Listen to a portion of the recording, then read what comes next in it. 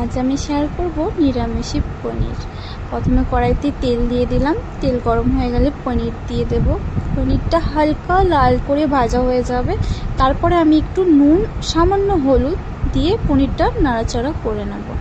তো একটু লাল করে ভাজা হয়ে গেলে তুলে রেখে নেব।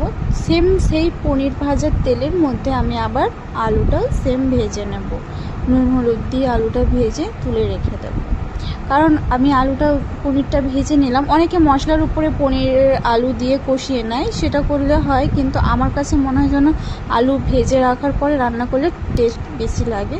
তারপরে সেম কড়াইতে আমি একটু সর্ষের তেল দেব, হিং দেব, তেজপাতা, শুকনো লঙ্কা দিয়ে দেব।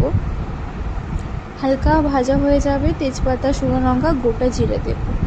গোটা জিরাটা লাল করে ভাজা হয়ে গেলে কেটে রাখা টমেটো দিয়ে দেব। আমি আবার টমেটো আর কাঁচা লঙ্কা পেস্ট কিন্তু করে রেখেছি, ওটাও দেব। এরপরে টমেটো আর কাঁচা লঙ্কা পেস্ট দিয়ে দেব।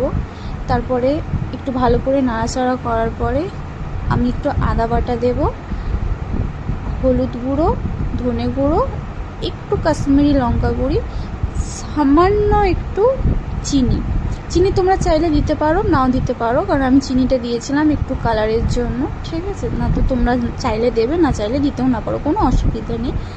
আর তারপরে ওই মশলাটা ভালো করে কষিয়ে নেওয়ার পরে আমি ভেজে রাখা আলুটা আবার দিয়ে দেবো। আলু দিয়ে ভালো করে মশলার সাথে কষিয়ে নেব। আর আমি না তরকারিতে সবসময় গরম জল দিই, আমি আলাদা করে গরম জল করে রেখেছি। গরম জল দিয়ে তরকারিটা ফুটিয়ে নেব। ফোটানো হয়ে গেলে একটু জল মরে আসবে, ভেজে রাখা পনিরটা দিয়ে দেবো। তোমরা চাইলে নামানোর আগে ঘি দিতে পারো, আমার ঘি ছিল না বলে আমি বাটার দিয়েছি এখানে।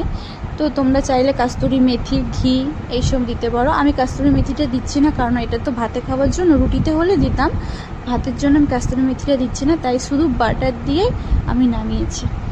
কেমন লাগলো তরকারিটা নিরামিষি পনির অবশ্যই জানাবেন।